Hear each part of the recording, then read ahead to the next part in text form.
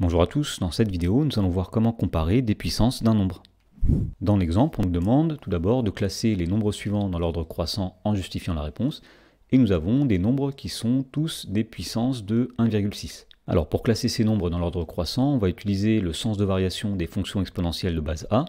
Alors si a est un nombre réel et f est la fonction exponentielle de base a, c'est-à-dire f de x égale a puissance x, il y a deux situations à connaître. Premièrement, si le nombre a est strictement plus grand que 1, et bien la fonction f est croissante sur grand R. C'est la situation qui est représentée à gauche ici. Deuxième situation à connaître, c'est si le nombre a est strictement compris entre 0 et 1, et bien dans ce cas-là, la fonction f est décroissante sur grand R, et la situation est représentée par le graphe qui est à droite ici. Alors dans la première question, pour pouvoir classer les nombres, on va commencer par étudier la fonction qui a x associe 1,6 puissance x, et on va dire que cette fonction-là est croissante sur grand R, car le nombre 1,6 est strictement plus grand que 1. Et donc, puisque cette fonction est croissante sur grand R, cela veut dire que les images seront dans le même ordre que les antécédents.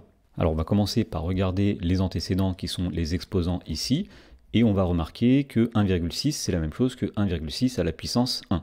Alors, le plus petit antécédent ici, c'est moins 4, donc le nombre le plus petit sera 1,6 puissance moins 4. Ensuite, l'antécédent ou l'exposant qui vient après dans l'ordre croissant, c'est moins 2,4.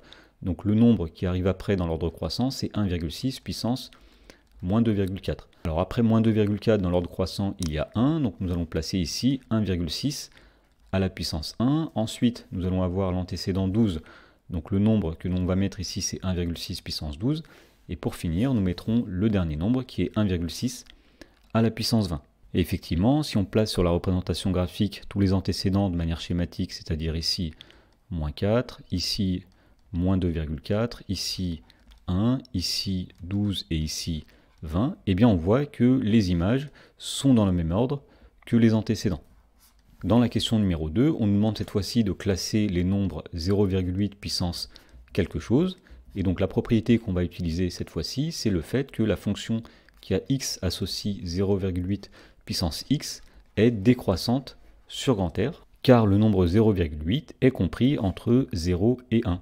Autrement dit, pour classer les nombres 0,8 puissance quelque chose dans l'ordre croissant, eh bien, il faudra les classer de façon à ce que les antécédents, c'est-à-dire les exposants ici, soient eux dans l'ordre décroissant. Alors la première chose qu'on va dire, c'est que le nombre 1, c'est égal à 0,8 à la puissance 0. On va repérer ensuite le nombre qui possède l'exposant le plus grand, c'est-à-dire ici 0,8 puissance 5,2, et ce sera le nombre le plus petit. Ensuite, l'exposant qui vient après dans l'ordre décroissant, eh bien c'est le nombre 2, autrement dit, nous allons placer ici le nombre 0,8 au carré.